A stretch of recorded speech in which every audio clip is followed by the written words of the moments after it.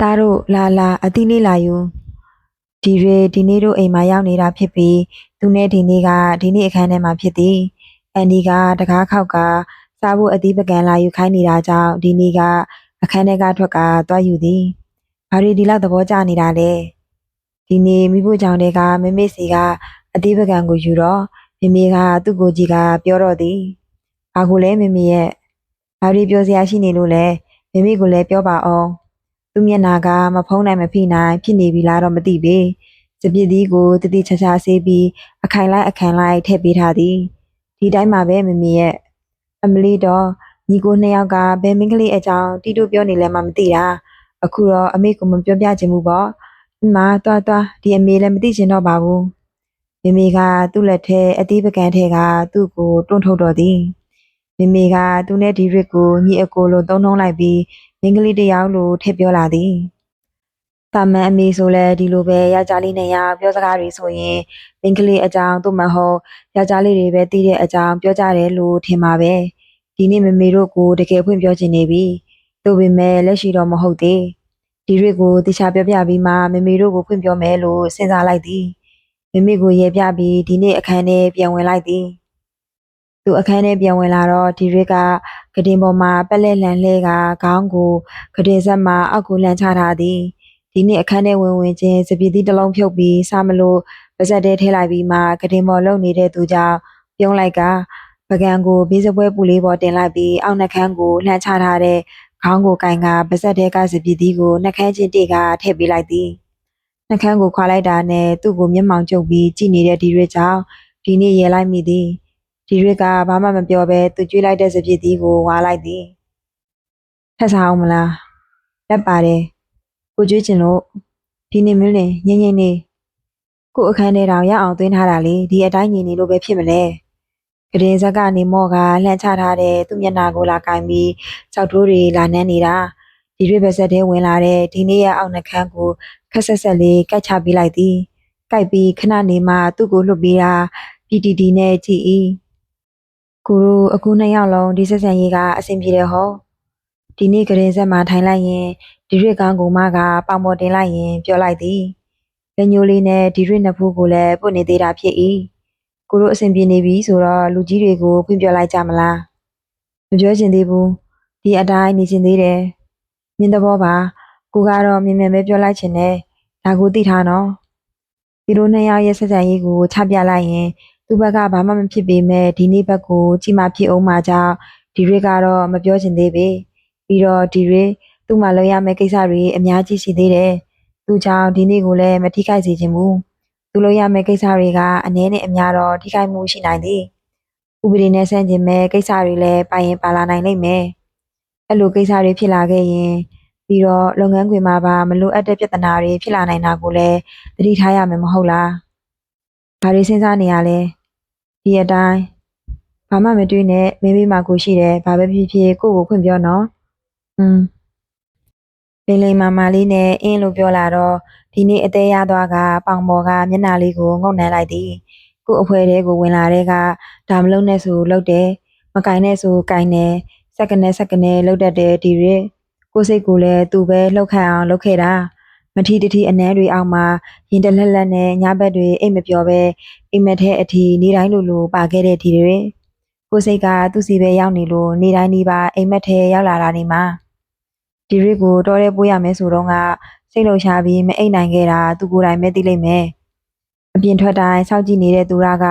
ဒီရစ်ထွက်လာပြီလို့ပြောတိုင်းအဝေးကနေကြည့်ဖို့အပြေးသွားပြီးမဲ့တခါမှဒီရစ်ကိုမမီလိုက်နောက်ဆုံးမရှင်ရောက်မှသူနဲ့တွေ့မှကိုမှအကြည့်မလွဲနိုင်ကိုဘက်ကသူ့ကိုသဘောကျတာတေချာသွားပြီဆိုတာသိလိုက်တဲ့အချိန်ကသူနဲ့ကိုဝေးနေတဲ့အချိန်တွေမှာတေချာခဲ့တာလွမ်းတလူလိုဆွေးတလူလိုနဲ့ဘာကစိတ်ကိုအစင်မပြေအောင်လုပ်နေမှန်းကိုမသိပဲနောက်ဆုံးဘာကြောင့်ဆိုတာသိသွားတဲ့သူကဒီရစ်ကိုသဘောကျနေပြီတဲ့လေပြီးတော့ကိုသိထားတဲ့ဒီရစ်ရဲ့ကိစ္စတွေတကယ်အမှန်တရားကဘာလဲဆိုတာမသိပေမဲ့တယောက်တည်းဖြစ်တန်းခဲ့ရတဲ့ဒီရစ်ကိုသူ့အဖော်ပြုပေးခြင်းသည်ပုံမှန်အတိုင်းဖြတ်တန်းပြီးနှွေးထွေးပေးခြင်းသည်ကိုတို့ဟာမင်းယူပါလားဟုတ်တယ်အကိုဒီကိုအလုပ်ကိစ္စပဲလားဟုတ်တယ်ငါညီ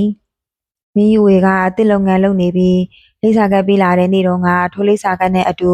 စတစ်ပြားလေးပါပါလာပြီးသူအိမ်ရောက်တော့ဖွင့်ကြည့်ပြီးပြီဖြစ်သည်အထဲမှာသူတို့လုပ်ငန်းတွေအတွက်လိုအပ်တဲ့တစ်ကိုဘယ်နှုန်းထားတွေနဲ့ပေးမယ်ဆိုတာကိုဈေးတွေဖော်ပြပေးထားတာ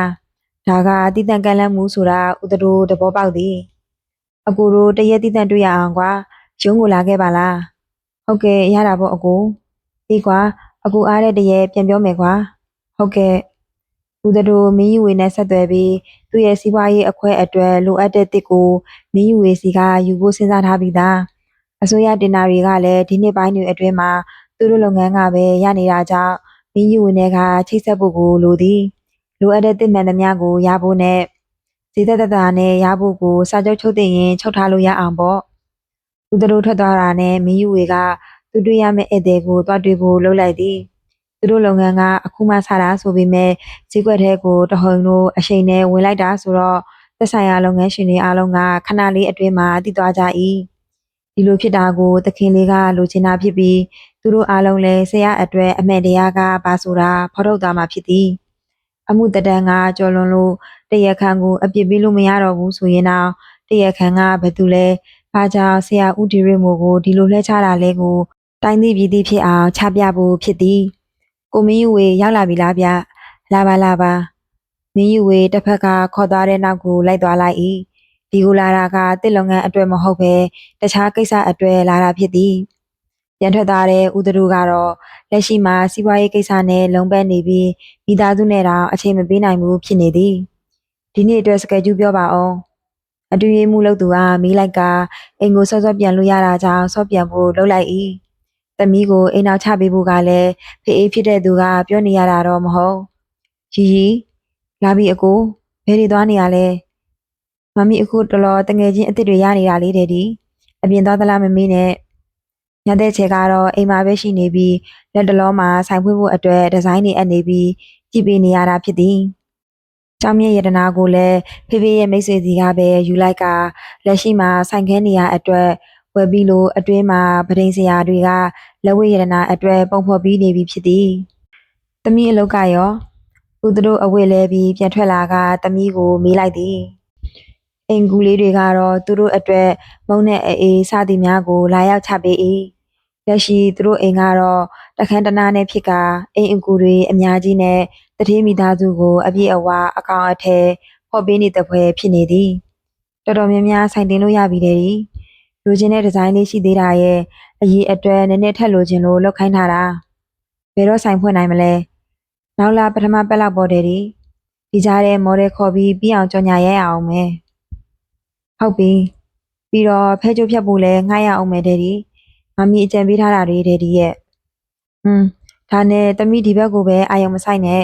အိမ်အောင်ရေးကိုလည်းအာယုံဆိုင်အောင်အိမ်အောင်ရေးဆိုလို့ဟိုရက်ကဒီနေ့တို့အိမ်သွားပြီးတာနဲ့သူထက်မသွားဖြစ်တော့ပဲဖြစ်နေသည်အဲ့ဒီရက်ကဒီနေ့ပုံစံကိုတွေးတော့ရင်ခေါင်းခါရင်ဘာဖြစ်မှန်းကိုမသိဖြစ်နေတာဒါပေမဲ့ဒီနေ့ကတော့ခမမိုက်လွတ်တဲ့ပေါ်အဖြစ်သူ့အတွေ့ထဲမှာရှိနေစေဟုတ်သမီးမအဲ့ဒီအတွက်လည်းအစီအစဉ်တော့ရှိပါတယ်ဒါပေမဲ့ဒေဒီရဲ့သမီးလည်းစီးပွားရေးရှာတဲ့အမျိုးသမီးတစ်ယောက်ဖြစ်ချင်တယ်ကိုချုပ်ကင်တာခံရတာထက်ကိုကချုပ်ကင်တာမျိုးပဲလိုချင်တယ်ဟာဟာအေးပါကွာငါသမီးကတော့ဦးတို့သမီးဖြစ်သူကိုသဘောကျသွားတော့သည်သမီးပြောသလိုပဲဖြစ်တင်တာကိုမောင်ဒီနေမင်းလင်နဲ့လက်ထပ်ပြီးရင်တော့သမီးပြောသလိုသမီးကအိမ်မှာပဲနေယောက်ျားပြည်သူစကားကိုနားထောင်နေရတာမျိုးသူတို့လည်းမလိုချင်သမီးကပြောနိုင်မှတမက်ဆိုတာသူတို့လက်ခုပ်ထဲကရေလိုဖြစ်နေမှာမဟုတ်ဘူးလားဒီလိုဖြစ်ဖို့လဲလိုသည်သူတို့အလုပ်အတွက်ကာဘာလုပ်ပေးနိုင်တဲ့ဒီလိုလူမျိုးကိုလိုအပ်နေတာမဟုတ်လားနေ့လေသာအတူစားတဲ့အချိန်မှာတော့ဒီထမင်းပကံလုံးတွေကဟင်းကတကူရောတခုထက်ထည့်ပေးခံနေရသည်ဒါကိုအားလုံးသိပေမဲ့မိုးလင်းဝေကတော့မတိချင်းအောင်ဆောင်ကခိုးပြုံးနေရ၏သူရပိုင်ကလည်းထိုကဲ့သို့ပင်မတိချင်းအောင်ဆောင်ပေးပြီးပုံမှန်အတိုင်းထမင်းစားနေလိုက်သည်မယိုးမရွားဖြစ်နေသူကတော့မင်းတန်းဖြစ်သည်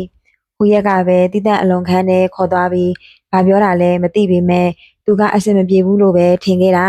ဒါပေမဲ့အခုကျတော့သူတို့ခေါင်းဆောင်ကအကိုဒီရစ်ကိုဂယုဆိုင်နေပြန်သည်ဘာတွေဖြစ်နေလဲသူတကယ်မသိတော့ပေမင်းတန်းဒါမင်းကြိုက်တဲ့ဟင်းမလားစလေအာဟုတ်ကိုသူရဥတူတူဖြစ်နေတဲ့မင်းတန်းကိုဟင်းထည့်ပေးရင်တတိပေးလိုက်သည်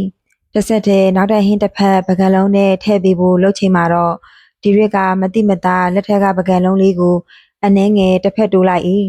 ထိုအချိန်မှာတော့ဒီနေ့ကစိတ်မကောင်းသလိုအကြည့်နဲ့ဒီရက်ကိုကြည်လာတော့သည်ဒီရက်မျက်လုံးနဲ့ပဲရှေ့မှာတခြားသူတွေရှိကြောင်းအချက်ပြလိုက်၏အဲ့ဒီတော့မှဒီနေ့ကချောင်းဟက်လိုက်ကထိုဟင်းတစ်ဖက်အားသူ့ပကံထဲသူထည့်လိုက်တော့သည်သူတို့အားလုံးနေ့လည်စာစားပြီးတာနဲ့ဘဲမှတဝေမထိုးပဲပြန်ခဲ့ပေမဲ့ခေါင်းဆောင်နဲ့ဒီရက်ကတော့ခဏကြံခဲ့အောင်မယ်ဆိုပြီးကြံခဲ့လေရဲ့ဥဒရခေါင်းဆောင်နဲ့အကူဒီရက်ကတက်သွားကြပြီလား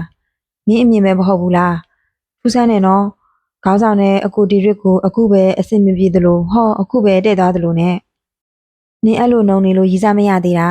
ဟာမမူကလည်းကျွန်တော်ဘယ်မှာနှုံလို့လဲနင်မနှုံပါဘူးမင်းတန်းကတော့သူ့ကိုနှုံတယ်လို့ပြောတာကိုလက်မခံပါတရားခံဖမ်းရမယ်ဆိုရင်သူ့လောက်မြန်စင်တာသူပဲရှိတာမဟုတ်လားတရားခံဘယ်လန်းချောင်းကသွားနိုင်လဲသူတွက်ချက်တာတွေကမှန်နေတာကို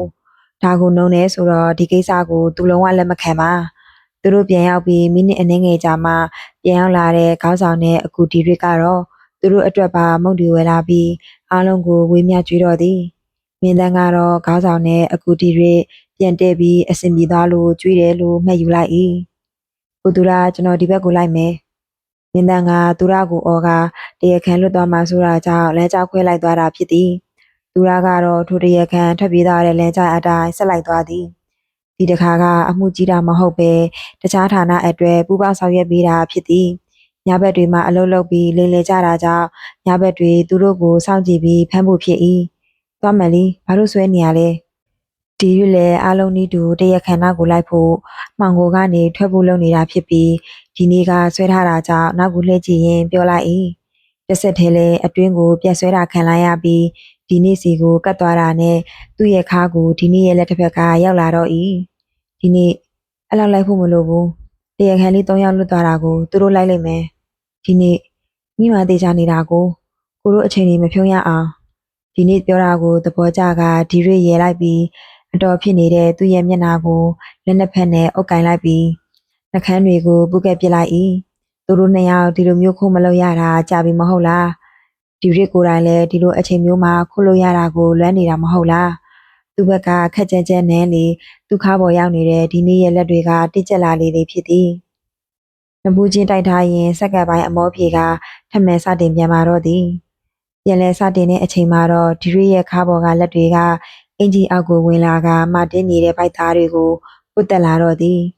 ဒီရက်ရဲ့နန်းနေတာကိုပြန်လဲတုတ်ပြန်နေပြီးတစ်ဖက်မှာလည်းပိုက်သားတွေကိုပုတ်တက်နေတဲ့သူ့ရဲ့လက်တစ်ဖက်ကဒီရက်ရဲ့ဘောင်းဘီပေါ်မှာထိုးရတဲ့အားအုတ်ကပုတ်တက်လိုက်၏သူ့အကောင်ကိုအပေါ်ကနေပုတ်တက်နေတာကြောင့်အထဲကအကောင်ကထကြလာကဒီနေ့ရဲ့နှကန်းကိုလွှတ်လိုက်ပြီးအသက်ပြင်းပြင်းရှူလိုက်သည်နှကန်းနှစ်ခုခွာလိုက်တာနဲ့ငွေချီမြင်တွေကတွေ့တန်းကြလာတော့သည်ဒီနေ့စိုးကြွနေတဲ့နှကန်းသားကိုတစ်ချက်ရက်လိုက်ကမျက်လုံးချင်းစုံအောင်ကြည့်လိုက်ပြီးအကြည့်မလွဲပဲအောက်မှရှိတဲ့လက်တွေကဘောင်းမီစစ်ကိုဆွဲချကပေါစာကိုပါအနှင်းငယ်ဆွဲချလိုက်၏ထို့နောက်လက်ထဲပါလာတဲ့ဒီရရဲ့ထိုအရာတုတ်ပြန်နေတဲ့ထိုအရာကတင်းမာနေ၏ဒီကက်လုံးနဲ့အကြည့်တွေမလွဲပဲဒီနေ့ကလက်ထဲမှာရှိနေတဲ့အရာကိုအပေါ်အောက်ပုတ်ဆွဲလိုက်၏သူကြည့်နေတော့မှစက်ကနေတုံသွားတဲ့နှကန်းသားနဲ့အတူအန်ကျိတ်လိုက်တာကြောင့်မီးရိုးတွေကလည်းတင်းကနေမောင်ရိတ်ခုနေပေမဲ့တယောက်ကိုတယောက်တော့ကောင်းကောင်းမြင်နိုင်တာကြောင့်မျက်နှာပေါ်မှာပြောင်းလဲသွားတာတွေအလုံးကိုမြင်နေရ၏လက်တွေကိုအားထည့်ပြီးခက်မြင်မြင်ပုတ်ဆွဲလိုက်ချိန်မှာတော့အန်ကျိတ်ကထုတ်လာတဲ့အတန်ကနဲ့နေသည်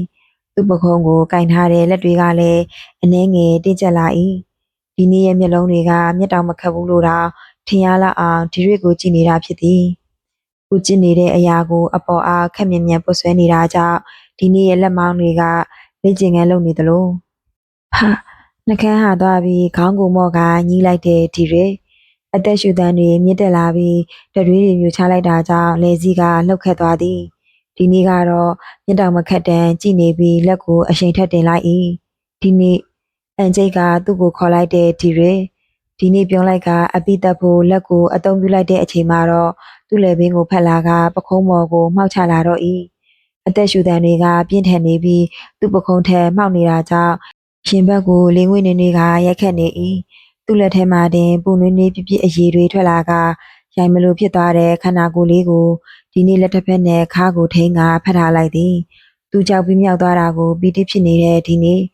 အမောဖြစ်နေတဲ့ဒီရက်ရဲ့ခါကိုဖတ်ထားတဲ့ဒီနေ့ရဲ့မျက်နှာမှာတော့အပြုံးတွေကပြောက်မသွားသေးပေပခုံးပေါ်မှာရှိတဲ့ခေါင်းလေးကိုလည်းနေပင်းလေးဆောင်ကနမ်းလိုက်သေးတာဖြစ်သည်ဒီရက်အမောပြေတာလုံလောက်တဲ့အချိန်ဖြစ်ပေမဲ့ခေါင်းပြန်မဖော်လာသေးတာကြောင့်ဒီနေ့ခေါ်လိုက်သည်တုတ်ပြမှုမရှိတာကြောင့်ပခုံးကိုကင်ကမျက်နှာချင်းဆိုင်ဖို့လှုပ်လိုက်၏သို့ပေမဲ့ဒီရက်ကသူ့စီကိုပါမလာပေဒီရက်ခဏလေးသူ့ကိုမကြည့်ပဲပခုံးကိုပဲနှစ်ဖူးနဲ့တိုက်ထားကလှုပ်လာတာကြောင့်ဒီနေ့အကက်ခက်လိုက်၏ဘောင်းမီပြက်ဆွဲတင်နေပြီးစစ်ဆွဲနေတာဖြစ်တာကြောင့်ဒီနေ့အကျိတ်ပြီးရေတံမထွက်အောင်ရေးလိုက်သည်ဒီရောရာစာဒီရက်ကရှက်နေသည်ပခုံးဖော်ကနှစ်ဖူးကဖဲလိုက်တာနဲ့စက္ကနဲ့တစ်ဖက်လေကချက်ချင်းနှက်ထွက်သွားတဲ့ဒီရက်ဒီနေ့ရေကနောက်ကမိအောင်လိုက်သွားလိုက်သည်ရှက်ပြီးသူ့ကိုမျက်နှာချင်းတောင်မဆိုင်မိသွားတာနဲ့နောက်ကနေပခုံးလန့်ကင်ကဖက်လိုက်တော့မျက်နှာကိုတစ်ဖက်လက်ပစ်သည်ဒီနေ့ငင်းငင်းနေချက်ပါတယ်ဆိုနေရကိုပါကိုအတင်းလာနဲနေတာကြောင့်ဒီရက်ပြောလိုက်သည်ဘာလို့ရှက်နေပြန်တာလဲခမည်းပဲမရှက်နဲ့မရှက်ဘူးလေကိုတို့နှစ်ယောက်ကဒီလိုရှက်ရမယ့်အခြေအနေလားဟဲမဖယ်ဘူးကွာဒီနေ့ဟာဟာဒီနေ့ရဲ့ရေတံတွေကဖုံးလွှမ်းနေပြီးဒီရက်ကတော့မျက်နှာတစ်ဖက်လှည့်ကပစောင်ကိုရှာနဲ့ထိုးပြီးရေချင်စိတ်ကိုထိမ့်လိုက်သည်ထွက်သွားတဲ့ထိုနှစ်ယောက်အနာခက်လန်းလန်းမှာတော့သူတို့ကိုစိုက်ကြည့်နေတဲ့လူတစ်ယောက်ရှိ၏ထိုသူကတော့စားတောက်ဆိုင်တွေကလပ်တွေဘားတွေမှာကြုံရင်ကြုံသလိုကြုံတဲ့အလုပ်ဝင်လုပ်ပြီးဒီရက်ကိုရှာနေတဲ့ဝေလူဖြစ်၏ဇာနီနာမည်ကဒီရက်ဝေလူဟာထိုနာမည်ကိုမမေ့မလျော့အောင်ရည်ရွယ်လိုက်သည်သူ့မျက်လုံးရှိမှမြင်လိုက်ရတဲ့ကိစ္စကိုလည်းစိတ်ထဲမှာကဲ့ရဲ့လိုက်သေးသည်ယောက်ျားအချင်းချင်းမြင်မကောင်းမှုဟု၍တော်ယုံတန်ယုံလူဆိုရင်ထုံမောင်ရိတ်ကွယ်မှာလူရှိလားမရှိဘူးလားသိနိုင်မှာမဟုတ်သူကတော့ဒီလိုမျိုးအမှောင်မှာလှုပ်ရှားဖို့အတွက်ကျင်းသားရနေတဲ့သူဖြစ်တာကြောင့်အားလုံးကိုမြင်နိုင်သည်ဇာနီနဲ့သူ့ကိုနှစ်ယောက်ညှက်ပြီးတိုက်ခတ်တဲ့ကောင်ကဒီနေ့ဇာနီမဟုတ်ဘူးသူကဒီရက်သူ့စိတ်ထဲမှာထပ်ပြီးရေရွတ်လိုက်သည်သူရှာဖွေနေတာနှိမ့်ဝဲကြိုးသားပြီးမဟုတ်လားနှိမ့်ဝဲကြိုးသားတဲ့အချိန်မှာတော့သူရှာဖွေနေတဲ့လူတစ်ယောက်ကိုတွေ့ရှိသွားပြီအမှန်တော့သူဒီအနာကအဆောက်အဦတစ်ခုကိုပစ္စည်းပို့ခိုင်းလို့လာပို့တာဖြစ်ပြီးထိုအဆောက်အဦကပိတ်ကရဲတချို့ကိုတွေ့တာကြောင့်သူဆက်မသွားပဲစောင့်ကြည့်လိုက်တာအဲ့ဒီတော့မှဒီအဆောက်အဦမှာရှိတဲ့လူတွေကလိမ်လည်သူတွေဆိုတာကိုသိလိုက်ရပြီးတစ်ဆက်တည်းသူ့ရဲ့ရံပဲနှစ်ယောက်ကိုပါတွေ့ရှိသွားပြီဖြစ်သည်ထိုနှစ်ယောက်ကတော့သူနဲ့နေကင်းဘက်ဆိုရင်တော့သူ့ကိုမှတ်မိမှာမဟုတ်ပေ။ဘာကြောင့်လဲဆိုတော့သူဒီကိုလာဖို့အတွက်သူ့မျက်နှာကိုအနှဲငယ်ဖြည့်ဆည်းလိုက်တာကြောင့်ဒီနေ့ဒီရွေးဆိုတဲ့နာမည်နဲ့သူ့အနီးတစ်ဝိုက်မှာရှာဖွေစုံစမ်းအောင်မှာဖြစ်သည်။ဝေလူသူနေထိုင်ရာအဆောင်ကိုပြန်လာလိုက်ပြီးအခန်းထဲရောက်တာနဲ့နေရန်ပေါ်ကပြက်စီခန်းနီးတီဗီကိုဖွင့်လာလိုက်သည်။ဒီအခန်းကအတန်တွေကိုလည်းမကြားချင်တာကြောင့်ပါ၏။ရှေ့မှာကြာနေတဲ့သတင်းစာအစုပ်ကိုကောက်ယူကအမိုက်ပုံးထဲထည့်ဖို့လှုပ်လိုက်၏သို့ပေမဲ့သူ့လက်တွေကလေထဲမှာတန့်သွား၏ဒီနေမင်းလင်းဆိုတဲ့နာမည်ကြောင့်ဖြစ်သည်မှုခင်းတပ်ဖွဲ့အရာရှိဒီနေမင်းလင်းဆိုတဲ့စာသားကသူ့ကိုပြောင်ပြနေသလိုခံစားနေရသည်ဆရာကိစ္စဖြစ်သွားတော့သတင်းနဲ့မပါပါဘူးလို့ထင်ခဲ့တာကြည့်ရတဲ့ပုံစံကဒီနေမင်းလင်းတို့ဒီရစ်ဆိုတာကလှုပ်ဝက်စစ်စင်ခဲ့တာလားသူတို့ကိုယ်တိုင်ရှေ့ကိုမထွက်ဘဲနဲ့ပေါ့ဝေလူသတင်းစာကိုထက်ရှာပွေပေမဲ့ဒီရစ်ဆိုတဲ့နာမည်ကိုတော့မတွေ့ခဲ့ပြီသို့ပေမဲ့တယောက်ကိုလဲစားရရင်နောက်တစ်ယောက်နဲ့နှီးစပ်နေပြီမဟုတ်လားသူတို့နှစ်ယောက်ရဲ့ပတ်သက်မှုကရိုးရှင်းနေတာမှမဟုတ်ပဲဇာနီမင်းကိုရှာတွေ့ပြီပဲဇာနီမဟုတ်ဘူးဒီရစ်ဝီလူတစ်ယောက်တည်းရေရွတ်လိုက်သည်သူထောင်ထဲကဆရာနဲ့ဘယ်လိုတွေ့ရမလဲဆိုတာကိုလည်းနီလန့်ရှာဖွေနေစေဖြစ်ပြီးတေချာတဲ့နီလန့်ကိုမတွေ့ရသေးပေဆရာအလုပ်ကိုလုပ်ပေးတဲ့သူတိုင်းကိုဖမ်းထားတာမဟုတ်တာကြောင့်ဆရာဘက်တော်သားတွေဆိုတာရှိအောင်ပါပဲသူတို့နဲ့ဆက်သွယ်လို့ရအောင်လုပ်ဖို့ကိုလည်းကြိုးစားနေ၏မင်းကနဲ့တွေ့မှာပါဒီရက်မင်းဆောင်နေလိုက်အနီးကျွန်တော်တို့စကားပြောရအောင်ဒေါ်တီအောင်မှာယောက်ျားဘက်ကပါလာသည်တာဖြစ်သူရဲ့ရုတ်တရက်စကားပြောလာမှုအပေါ်မှာအံ့ဩနေ၏သူမဒီယောက်ျားနဲ့လက်ထက်လိုက်တော့9နှစ်လောက်ရှိပြီဖြစ်တဲ့ဒီကလေးကသူမကိုမိတွေးလို့အော်ကစကားမပြောဘဲနေခဲ့တာအဲ့ဒီအရွယ်လေးတဲကအိမ်မှာရှိတဲ့အိမ်လေးနေလက်ထဲမှာပဲနေပြီးသူမကိုအတိအမှတ်မပြုခဲ့တာနောက်ဆုံးတော့သူမကိုစကားပြောလာ၏သူ့အဖေမရှိတော့သူမကိုတခုခုပြောဖို့တော့မဟုတ်ဘူးမလား သူ့အဖေနဲ့လက်ထပ်ပြီးသူမကမိန်းမတစ်ယောက်ရဲ့တာဝန်တွေကိုကျေပွန်ခဲ့ပါတယ်ကလေးကိုလည်းချစ်ပေးဖို့ကြိုးစားပြီးမြဲကလေးကလက်မခံခဲ့တာကြောင့်သူမဖာတိဖာသာပဲနေခဲ့ရ၏အသက်9နှစ်အရွယ်တည်းကတွေ့ခဲ့ရတဲ့ဒီကလေးကအသက်35နှစ်မှာသူမကိုစကားပြောလာခဲ့ပြီးတဲ့လေဒါဘာပြောချင်လို့လဲဟင်အန်ဒီသားနဲ့စကားပြောချင်လားဟမ်ဒါဆိုလို့သူမဝမ်းနဲ့လွယ်မွေးခဲ့ဘူးတဲ့တားတစ်ယောက်ပဲရှိခဲ့တာဒါကိုဒီကလေးကဘယ်လိုသိနေတာလဲသူမထိုယောက်ျားစီကအပီးထွက်လာတာနဲ့ငယ်ချစ်ဖြစ်တဲ့ကိုစီသူဟိန်းနောက်ကိုတခါတည်းလိုက်ခဲ့တာသူမမချစ်တဲ့ယောက်ျားရဲ့ရင်သွေးကိုလွယ်ပေးခဲ့ရတာကြောင့်သူမကလေးအပေါ်ကိုလည်းချစ်ခင်စိတ်မရှိခဲ့ဘူးကိုစီသူဟိန်းနဲ့ပြန်လည်ပေါင်းဆက်တဲ့အချိန်မှလည်းတတိယခဲ့တာမရှိခဲ့ဘူးအရှင်းဆုံးပြောရရင်ထိုအိမ်ကထွက်လာတဲ့ကလေးကိုနာမည်ဘလို့မှဲ့ခဲ့လဲတောင်သိခဲ့တာမဟုတ်ဘူးဒါကိုဘာဖြစ်လို့တားစီယာလေးကသူမမှာကလေးရှိနေတာကိုသိနေရတာလဲအန်ဒီနဲ့ဒယ်ဒီယူလိုက်တာကိုသဘောမကျလို့ကျွန်တော်စကားမပြောခဲ့ပေမဲ့ကျွန်တော်ဒီအတိုင်းလှုပ်ပေးထားတာအန်ဒီသိတယ်မလားဒယ်ဒီကဒီအမျိုးသမီးကိုချစ်သည်မမီဆုံးပြီးချင်းဒီအမျိုးသမီးကိုအိမ်မော်ခေါ်တင်လာခဲ့ပြီးမမီနေရာကိုအစားထိုးပစ်သည်ဒယ်ဒီအတွက်ကိုစားရပြီးမဲ့သူ့အတွက်တော့အမေကိုစားရခဲ့တာမဟုတ်ဒီအမျိုးသမီးကဒယ်ဒီသဘောကျလဲကြစရာပါအခုပဲအသက်အရွယ်တစ်ခုရောက်နေပြီးဒီအမျိုးသမီးကကြည်ကောင်းနေစေဒါကြောင့်ဒယ်ဒီကဒီအမျိုးသမီးကိုလိုတာရဖြစ်အောင်ထားတာအန်ဒီသိပါတယ်ကလေးတစ်ယောက်ပြောနေတဲ့စကားဆိုပေမဲ့တကယ်လဲမှန်နေတာကိုသူမဒီအိမ်ကိုရောက်ပြီးတဲ့ကသူ့နေရာနဲ့သူခိုင်းထားတဲ့အခိုင်းစီဆိုတာလက်ချောင်းအရေးအတွက်ထဲများသည်မနေ့အိယာနိုးချိန်မျက်နှာတင်မဲ့ကိစ္စလုပ်ပြီးမဲ့အခိုင်းအစီမနေ့စာစားချိန်နေ့လယ်စာစားချိန်ညစာစားချိန်အလုံးအသင်းပကံတစ်ချက်မစေးရသလိုဘာမှကိုသူမလက်နဲ့ထိခဲ့ရတာမရှိသူမဝတ်မဲ့အဝတ်စားတွေဆိုလဲအလုံးအသင်းထုတ်ပေးပြီးတဲ့အထိအလုံးကိုခိုင်းစေထားတာဖြစ်၏ဒီကလေးငွေရဲ့စင်ကသူမကိုမကြိုက်လို့အော်ဟစ်ရင်သူမကိုအပြစ်မပြောဘဲဒီကလေးနဲ့အဆင်ပြေအောင်မျက်နှာတစ်ဖက်စီဆက်ဆံပေးသည်အခုကျွန်တော်ခိုင်းရပြီးတောင်းဆိုချင်တာကအန်ဒီသားနဲ့အဆက်အသွယ်လုပ်ပေးပါအန်ဒီကသူ့ရဲ့မိခင်ကောင်းတစ်ယောက်အနေနဲ့ထိုနေရာကိုအခုချိန်ကစပြီးကြည်ပွန်ပေးပါသူကအသက်ရှင်နေသေးရလားသူမနှုတ်ကတားလိုတောင်ထွက်မလာပြီသို့ပေမဲ့ကိုတီရစ်တည်ဆုံးသားတဲ့သတင်းကြရတော့ကလေးပါတခါတည်းတည်ဆုံးသွားရတယ်လို့သူမသိထားခဲ့တာသူမဆွန့်ပစ်ထားခဲ့တာမှန်ပေမဲ့ထိုအချိန်တုန်းကသူမရဲ့မသိစိတ်ကဝမ်းနေနေတာကိုသူမလက်ခံခဲ့ရသည်သူမဝမ်းနဲ့လွယ်မွေးခဲ့ရတာကြောင့်ဖြစ်လိမ့်မှာထိုရက်တုန်းကသူမမစားနိုင်ပဲတရှောင်ရှောင်ဖြစ်ခဲ့တာဒါကိုလည်းအကိုစီသူဟင်းကနားလည်ခဲ့ပြီးသူမကိုဖိမခဲ့ပါတယ်ထိုအကြောင်းအရာတွေထုတ်မပြောဘဲသူမကိုစိတ်ရှိလက်ရှိနဲ့ဖိမပြီးစိတ်ပြန်အဆင်ပြေအောင်သူမကိုထားခဲ့သည်ရှင်နေတာပေါ့အသက်ရှင်နေတယ်လို့ဒီကလေးနှုတ်ကဖွင့်ပြောလာတော့သူမရင်နဲ့အမျိုးအမည်မဖော်လို့တဲ့ခံစားချက်တစ်ခုဖြစ်သွား၏ကျွန်တော်သူ့ကိုကြိုက်တယ်အဲဒါကြောင့်အန်ဒီကသူ့ကိုအနားခေါ်ထားပြီးအမေကောင်းပြီးသားအောင်နေပြီးပါကျွန်တော်နဲ့လက်ထပ်ပေးနိုင်အောင်ပေါ့သူမကောင်းနဲ့ဒိန်းကနေအခုဒီကလေးကဟိုကလေးကိုကြိုက်တယ်လို့ပြောနေတာလားဇီယာစီသူကတော့ထိုနီးလမ်းမရှိတာကြောင့်ထုတ်သုံးဖို့ဆုံးဖြတ်ခဲ့တာသူကိုယ်တိုင်လည်းဒယ်ဒီယူခဲ့တဲ့ဒီအမျိုးသမီးကိုအပြိုလို့ပဲထင်ခဲ့တာတို့ပေမဲ့သူ့နားတဲ့တစုံတစားရောက်လာတဲ့ဒယ်ဒီတို့လူကြီးစကားဝိုင်းမှာထည့်ပြောလာတဲ့ဦးတီရစ်မိုနဲ့တားဒီရစ်ဆိုတာဒီအမျိုးသမီးရဲ့ယောက်ျားဟောင်းနဲ့တာမန်သိခဲ့တာဒီအမျိုးသမီးကိုသဘောမကျသည့်တိုင်သူကဒီရစ်ကိုတော့သဘောကျခဲ့တယ်တဲ့လေလက်ရှိမှာဒီနေမင်းလင်ဘယ်ချီလန်းလန်းနေတာလဲသူသိသည်ဒီရောလေးကဒီနေမင်းလင်စီကိုစိတ်ပါနေတာကိုသူသိထားပြီးနေပြီရုပ်ဆိုးအောင်လူရှိသူရှိကန့်ကွက်တာမျိုးမလုပ်ချင်လုပ်ရင်လည်းသူ့ကိုမချင်မငန်ပြန်ပြောတဲ့ဒီရောလေးကြောင့်သူသိခါကကြအောင်မယ်အန်ဒီသူနဲ့တွေ့နိုင်အောင်စဉ်းစားထားပါတွေ့နိုင်မှုကကျွန်တော်စီစဉ်မှာမို့အန်ဒီဘက်ကအသင်သင့်ပြင်ထားပါသူမကိုပြောပြီးထွက်သွားတဲ့တားစီယာသူမတကယ်ပဲဘာဒီဖြစ်နေလဲဘာလို့ရမလဲမသိတော့အောင်ဖြစ်နေသည်တီရှင်ဟိုကောင်မပြောသားလို့လဲတောင်းဆိုသွားတာရှိလို့ပါအကိုဦးစီသူဟဲအိမ်ထဲပြောင်းဝင်လာတော့အပေါဝမှာတားဖြစ်သူနဲ့တိုးပေမဲ့သူ့ကိုမကြည့်ပဲထွက်သွားတာကြောင့်စကားတော်မပြောပြေအိမ်ထဲဝင်တော့လဲတီက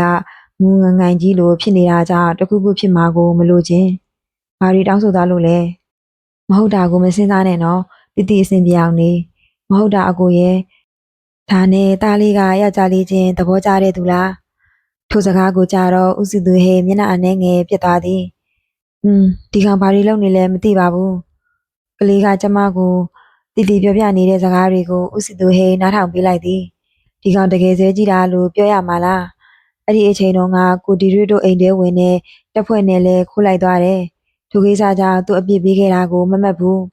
အဲ့ဒီအချိန်တုန်းကသူအမြန်တီလို့တက်ဖွဲ့တွေကတယောက်ကိုပြောကတားကိုချုပ်ပြီးအပြင်ပြန်ပို့ခိုင်းခဲ့တာအဲ့ဒီနေရာမှာများမတော်တဆတာတစ်ခုခုဖြစ်ခဲ့ရင်ဆိုတဲ့စိတ်ကြောင့်ရောဒီပါမဟုတ်တဲ့ကောင်လေးကြောင့်ဒီလိုမျိုးတက်တီကျူပြီးဝင်သွားတာရောကြောင့်သူအတော်စိတ်ဆိုးပြီးအပြစ်ပေးခဲ့တာထိုအချိန်ကစလို့ငြိမ်သွားကသူ့ချေရာကိုတိုင်းနိုင်နေပြတဲ့သားကနိုင်ငံတော်ရဲ့လူ့ဝက်အဖွဲ့အစည်းတနေရာကိုလည်းရယူနိုင်နေပြီဖြစ်သည်ဒီရောရာစာဒီတွကိုပြန်ထုတ်လာတဲ့ကိစ္စအပေါ်မှာသူတို့အဖွဲ့အစည်းအာဏာထဲပိုကြီးတဲ့သူလှုပ်သွားတာကြောင့်တားလို့မရခဲ့အဲ့ဒီတဲကတားဖြစ်သူကထိုကောင်လေးဘက်ကိုခြေဥတည်နေတာသူ့အနေနဲ့ကတော့သူချစ်တဲ့မိန်းကလေးကိုကတင်ပြေးသွားတဲ့သူရဲ့တားဖြစ်တာကြောင့်ရန်သူသားလို့သတ်မှတ်သည်တီမင်းအစင်မပြေရင်မလုံးနဲ့ဒီကောင်ပြောတဲ့အတိုင်းလုပ်ပေးစရာမလိုဘူးအခုသိလားကျမဒီအိမ်ရောက်တော့သားကကျမကိုမိတွေးဆိုပြီးអော်တာလေအဲ့ဒီတုန်းကသားအသက်က9နှစ်ပဲရှိသေးတယ်အမေသေးကြီးကြီးရဲ့ကလေးကကျမကိုစကားမပြောဘဲနေခဲ့တာအခုအသက်35နှစ်မှာစကားပြောလာတော့ကျမဝမ်းသာရတယ်တီကိုတောင်းမှန်ပါတယ်ကျမကိုတောင်းဆိုပါတယ်ဆိုပြီးပြောသွားတာဖြစ်နိုင်ရင်တော့ကျမလုပ်ပေးခြင်းပါတယ်အကူရောဘယ်လိုသဘောရလဲမင်းအဆင်ပြေရင်ဖြစ်တယ်ကိုကမင်းကိုအရေးတကြီးကြီးကြည့်နေရတာတားတောင်းဆိုသွားတာကိုတော့ကျမဖြည့်ဆည်းပေးခြင်းနဲ့အင်းမမင်းသဘောပါပဲဦးစုသူဟိန်တပြင်းချလိုက်သည်ကိုကောင်လေးကသူတို့ပြောတဲ့အတိုင်းဖြစ်လာမှာတဲ့လားစောင့်ကြည့်ရမှာပေါ့အချင်းသားနှစ်ဖက်ဧည့်သည်တွေ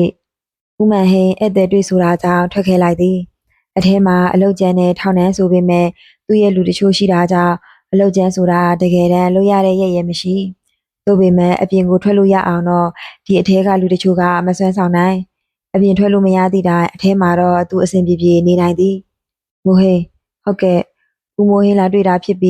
းသူအဆက်အသွယ်ထောင်မှုကိုဆက်သွယ်ကလာတွေ့ခိုင်းခဲ့တာဖြစ်သည်တခြားသူတွေလာတွေ့ခိုင်းရင်ရိပ်မိပြီးအဲ့တွေ့ရုပ်သိမ်းလိုက်မှဆိုတာကြောင့်မိုဟိန်ကိုရွေးလိုက်တာဖြစ်သည်ဝီလူကိုရှာမိုဟိန်ဝီလူဟုတ်တယ်ဝီလူကိုရှာရင်အရင်တော့ကသူ့မျက်နှာအတိုင်းရှိချင်မှရှိလိမ့်မယ်ဝီလူကိုယ်တိုင်လည်းမျက်နှာအစစ်နဲ့ဆက်နေလိမ့်မှာမဟုတ်ဘူးသူ့မျက်နှာကိုတစ်ခုခုလုပ်ရင်လှုပ်ထားလိမ့်မယ်ပြီးတော့ညာဘက်မှာရှာရင်ပိုအဆင်ပြေလိမ့်မယ်ငငယ်လေးတွေကကျွေးမွေးခဲ့တဲ့ဝီလူကဒီလောက်တော့ညံကောင်းမှဥမန်ဟိန်သဘောပေါက်သည်နေ့လယ်ပိုင်းလူရှိထွက်လာမှထဲဝီလူကညာဘက်တွေထွက်ဖြစ်ဖို့များသည်ကိုကဒီအထဲမှာပဲနေရတော့မှတည်ကြနေပေမဲ့ကိုဒီလိုဖြစ်သွားအောင်လုပ်တဲ့သူကိုတော့ခွင့်လွှတ်ဖို့အစီအစဉ်မရှိဘယ်သူလုံးလိုက်တာလဲသိအောင်လုပ်ကိုလုပ်ရမှာအချင်းတောင်ကအတွေ့ပြန်ထွက်လာတဲ့ဦးမိုးဟင်းကတော့ဝီလူကိုရှာဖို့အတွက်ညာဘက်တွေလှုပ်ရှားမှုလုပ်ရတော့မှာသူဒီလိုဆက်လုပ်ပေးနေတယ်ဆိုတာကလည်းဖောင်ဒေးရှင်းကပြဿနာစတက်သွားတဲ့ကသူ့ဘဏ်အကောင့်ထဲကိုငွေလဲထည့်ပေးနေတာဖြစ်ပြီးလက်ရှိမှာလည်းသူ့အတွက်အဆင်ပြေနေစေသူ့ဘက်ကဒီလောက်တော့ပြန်လုပ်ပေးရမှာပေါ့ဝီလူကိုရှာရမှာဖြစ်တယ်လို့အတိုင်ပင်ခံဦးအောင်ခန့်ကိုလည်းစောင့်ကြည့်ဖို့မှာလိုက်သေးတာဖြစ်သည်ဦးအောင်ခန့်အနီးကိုသူကတော့တွားကက်လို့ရမှာမဟုတ်ဘယ်လိုမျိုးနဲ့စောင့်ကြည့်ရမလဲစဉ်းစားရမည်အင်းလေဖောင်ဒေးရှင်းကိုဒီလိုဝင်ဆင်းပြီးတော်တဲ့ကိုလူလွတ်ပြီးတိတ်တိတ်ဆိတ်ဆုံစမ်းဖို့ခိုင်းစေနိုင်တဲ့သူကရဲချုပ်ကြီးလည်းလုံနိုင်မှာမဟုတ်တာဒါကယာတို့ကြီးတဲ့သူပါလာလို့ခံလိုက်ရတာမဟုတ်လားလက်ရှိတော့သူကဝေလူကိုအရင်ရှာဖို့လှုပ်လိုက်၏ဦးမဟိန်အလုံးအစင်ပြေတယ်မလားထောင်မှုကျေးဇူးနဲ့ပေါ့ဗျာရပါတယ်ဗျာဒီလောက်တော့လုပ်ပေးရမှာပေါ့တခြားလူလာရှိရင်လည်းပြောပေါ့ဗျာဒါဆိုရင်တော့တခုအကူအညီတောင်းရတော့မှာပဲကျွန်တော်တတ်နိုင်သလားကူညီရမှာပေါ့ထောင်မှုနားရရင်နေရာတစ်ခုကိုသွားပေးနိုင်မလားထောင်မှုဦးချစ်ရွှေကဦးမဟိန်ပြောတဲ့နေရာကိုအတိအကျချမှတ်ထားလိုက်သည်ဦးမဟိန်သွားဖို့အကူအညီတောင်းတဲ့နေရာကိုသူသွားမှာထိုနေရာကယူပေးရမယ့်ဖြစ်စီကသူ့အတွက်ပါပါတယ်လို့ပြောလာသည်မဟုတ်လားသို့ပေမဲ့နောက်ဆက်တဲ့စကားကလုံးဝဖွင့်မကြည့်ဘူးဦးမဟိန်ကိုရုတ်တရက်ဖမ်းဆီးလိုက်ပြီးပိုင်ဆိုင်မှုတွေအားလုံးကိုစစ်ဆေးသိမ်းဆည်းလိုက်တဲ့ဆိုပေမဲ့ဦးမဟိန်တို့လိုလူမျိုးတွေကအရန်ဆိုပြီးပိုင်ဆိုင်မှုဖျောက်ထားတဲ့စီစိတ်နေဆိုတာရှိအောင်ပါပဲဒါကိုတော့အားလုံးကသူ့နီးတူသိနိုင်မှာသို့ပေမဲ့ဘယ်မှာဘယ်နာမည်နဲ့တိမ့်နေဘယ်လိုပုံစံမျိုးနဲ့တိမ့်နေဆိုတာကိုတော့ဦးမန်ဟိမ့်ပဲသိမှာပေါ့ထောင်မှုဦးချစ်ရွှေသူ့ထိုင်ကုန်မှာထိုင်ကအပြင်ကသူ့လူတစ်ယောက်ကိုဆက်သွယ်လိုက်၏အကြောင်းရင်းကတော့ဦးမန်ဟိမ့်ကမိန်းကလေးတစ်ယောက်လိုအပ်လို့စီစဉ်ခိုင်းလို့ဖြစ်သည်ထောင်ထဲမှာဒီလိုကိစ္စကိုမျက်ကွယ်ပြုနိုင်တာသူပဲရှိတယ်မဟုတ်လား လူသည်အလောင်းကိုဓာတ်ပုံတွေတစ်ဖြက်ဖြက်ရိုက်နေသည်ဒီနေ့တို့အဖွဲဒီကိုတစုတစည်းတည်းရောက်နေကြတာဖြစ်သည်မိသားစုတစုလုံးတက်ပြက်ခံရတာဖြစ်ပြီးစုစုပေါင်း၄ယောက်ဖြစ်၏တက်ပြက်သူကဓာတ်တစ်ချက်ထဲနဲ့တင်မဲနေရကိုကြီးသက်သားတာဖြစ်ပြီးအိမ်ထဲကပစ္စည်းဟုသမျှဘာမှယူမသွားပေအိမ်နီးနားချင်းတွေကိုဒီအိမ်လူဝက်ထွက်ကိုမေးကြည့်တော့လဲတိတ်မသိကြအိမ်မှာလဲ CCTV တက်မထားတာကြောင့်သူတို့အတွက်နည်းနည်းခက်နေ၏တက်ပြက်မှုပုံစံကိုကောက်ချက်ချရင်ပစ္စည်းမယူဘဲလူကိုပဲတက်သွားတာကြောင့်ဒီမိသားစုနဲ့ရန်ယူရန်စားရှိသူလို့သတ်မှတ်သည်အိမ်ထဲကိုပတ်ကြည့်လိုက်ပြီးအိမ်ထဲမှာတဲလွန်စားရလိုရညာရှာဖွေနေတဲ့သူတွေလည်းရှိသည်ဒီမှာစောင့်ကြည့်ဖို့လူချတာသူရဟုတ်ကဲ့အကိုဒီနေ့သူရကိုမှာကအင်ရှင်ယောက်ျားအလောင်းပေးမှထိုင်ကစိတ်ဝင်စားနေတဲ့ဒီရစ်ကိုကြည့်လိုက်သည်ခဏနေသည်ကသူ့မျက်နှာကဒီရစ်ကိုအဲ့လိုမြင်လိုက်တိုင်းပြုံးမိနေတာဘာတွေ့လို့လဲအနားကိုရောက်လာတဲ့ဒီနေ့သူ့တွေကလက်ဆက်နေသေးတယ်ကြည်ရတာသူ့မိသားစုအလုံးကိုတက်ပစ်တာကိုကြည့်နေရတဲ့ပုံပဲခဏကြာတော့အလောင်းတွေအလုံးကိုရင်ခွဲယုံကိုပို့လိုက်သည်သူတို့အလုံးဒီအိမ်နဲ့ခြံကိုချိတ်ပိတ်လိုက်ပြီးမဖြတ်တန်းရဆိုတဲ့တိတ်ဝါတွေနဲ့တားလိုက်တော့သည်သူပေမဲ့တချို့နေရာကနေစောင့်ကြည့်ဖို့အတွက်သူရကအစီအစဉ်ကတာဝန်ချပေးထား၏သူတို့အဖွဲ့အလုံးရုံးကိုပြန်ရောက်ချိန်မှာတော့တည်ဆုံးသူမိသားစုရဲ့အချက်အလက်ကိုရှာဖွေကထိုမိသားစုနဲ့ပြဿနာရှိထားတာမျိုးအမှုကိစ္စကိုပြန်လည်စစ်ဆေးလိုက်၏အမှုတစ်ခုမှရှိမထားဘူးမဖြစ်နိုင်ဘူးတစ်ခုခုတော့ရှိရမယ်အညူအတေးနဲ့တက်သွားတာတစ်ခုခုရှိလို့ပဲမဟုတ်ဘူးလားဟုတ်တယ်မိုးလင့်တည်ဆုံးသူမြို့နယ်ပိုင်းစခန်းကိုအချက်လက်လှမ်းတောင်းလိုက်ဟုတ်ကဲ့မင်းသက်တည်ဆုံးသူတွေဘက်ကပြောင်းလာတာလဲအလုံးစုံစမ်းလိုက်ဟုတ်သူကစောင့်ကြည့်ဖို့ချပြီးပြီနော်ချပြီးပြီအကိုသူရပိုင်ကတစ်ဖက်ကိုပြောပြီးတာနဲ့ရှင်ခွဲဖို့ပို့ထားတဲ့အခြေအနေကိုသိရအောင်ထွက်သွားပြီဖြစ်ပြီကျွန်တော်လည်းမသွားရဘူးကိုမင်းတန်းကိုဖြစ်ဖြစ်ကူညီပေးလို့ရအောင်အပြင်သွားမလို့ပြင်ုံရှိသေးစကားတော့မဆုံးသေးဘူးဒီနေ့ရဲ့အဘော်ထွက်လာတော့သည်ထိုတင်မဟုတ်သေးပဲဒီရစ်ကိုပြန်ထိုင်ခိုင်းကစုံလဲကိုသူ့အနာကိုဆွဲလိုက်သေးတာဖြစ်သည်မလုပ်တာလဲပူပေးဖို့ပြောနေတာလေသူ့မှာတော့သူတို့ဒီလိုနိကက်နေတာကိုတရရောက်မြင်ပြီးတီတိုပြောမှာကိုစိုးရိမ်သွားတာဒီနေ့ကတော့ခက်တီတီပဲကွန်ပျူတာကိုကြည့်ကအချက်အလက်တွေစစ်ဆေးနေသည်ဒီဆုံးသူတွေတရှိရာမြို့နယ်ကပို့လာတဲ့အချက်အလက်တချို့ဒီဆုံးသူမိသားစုရဲ့အချက်အလက်က6ပြစ်ကင်းတဲလဲစဉ်ဖြစ်နေသည်ဒါဆိုဘာဖြစ်လို့အညွှန်းကြီးစွာနဲ့တက်ဖြတ်ခံလိုက်ရတာလဲတခုခုရှိတယ်မဟုတ်လား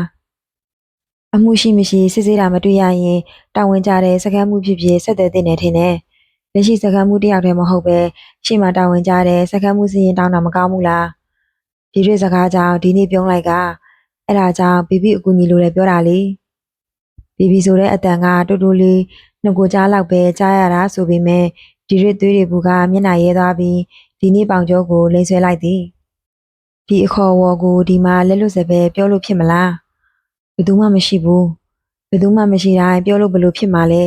ပြီးတော့ဒီအခေါ်အဝေါ်ကသူတို့ကြားမှာဖြစ်တည်လာတာလွန်ခဲ့တဲ့ရက်ပိုင်းလေးကမှထိုအခေါ်အဝေါ်ဖြစ်တည်လာတဲ့ကိစ္စကိုဒီရွေးပြန်မတွေးခြင်းဒီနေမင်းတွေရဲ့ပုံရွှေွယ်ရှိုးအရေးချင်းတွေကအရေးပေါ်ကိစ္စဖြည့်ရှင်းချိန်မှာထွက်လာသလားလို့သတ်မှတ်လို့တောင်ရမည်ထိုနေ့တုန်းကသူတို့နှစ်ယောက်လူတစ်ယောက်နောက်ကိုလိုက်တာအမှန်တော့သူတို့နှစ်ယောက်တည်းလိုက်တာတော့မဟုတ်တခြားသူတွေပါသည်လိုက်တဲ့လူကစားတောက်ဆိုင်နဲ့ဝင်သွားတာကြောင့်သူတို့နှစ်ယောက်လည်းစားတောက်ဆိုင်နဲ့ဝင်လိုက်သွားကခဏကြာတော့ထိုလူတိုက်လွှတ်သွားမှကိုရိပ်မိပြီးသူတို့နှစ်ယောက်ကြိုတင်သွားနှင်လိုက်တာတွက်လက်ထဲဝင်ပြီးထိုလူပါလို့လဲတီးရဖို့အတွက်သွားတာဖြစ်ပေမဲ့သူတို့ဝင်လိုက်တဲ့အချိန်မှာလူပြည့်နေတာကြောင့်သူတို့နှစ်ယောက်တွက်လက်တစ်ခုတည်းအတူတူဝင်ခဲ့လိုက်ရတာအစင်းမြင့်စားတောက်ဆိုင်ဖြစ်တာကြောင့်တွက်လက်တွေကတန့်ပြီးအဆင်ပြေသည်ထိုလူတွက်လက်ကနေပြန်လှည့်သွားပေမဲ့သူတို့နှစ်ယောက်ကစက်မလိုက်ဖြစ်ပဲအပြင်မှာရှိတဲ့သူရတို့ကိုဒီနေ့ကဆက်သွယ်ပြီးဆက်လိုက်ဖို့ပြောလိုက်တာဖြစ်ပြီးဒီနေမင်းလင်ရဲ့အချိန်မဟုတ်ခါမှာထားကြလာတဲ့ကိစ္စကိုဖြေရှင်းပေးလိုက်ရ၏သူအသေးသားတွေဆုံးထင်းသွားကနှက်ခမ်းထဲပေးနေတဲ့ဒီရွေရဲ့ပုံကိုဒီနေ့မျိုးလုံးတွေကမထွက်သည်ပေးနေတဲ့အသွေးအသားကိုလက်နဲ့ပုတ်ဆွဲကထိုနှက်ခမ်းထဲအနှမ်းချွေရင်နှုတ်ကအလိုလိုထွက်ကြလာတဲ့နင်းကပြီးပြီးတဲ့လေ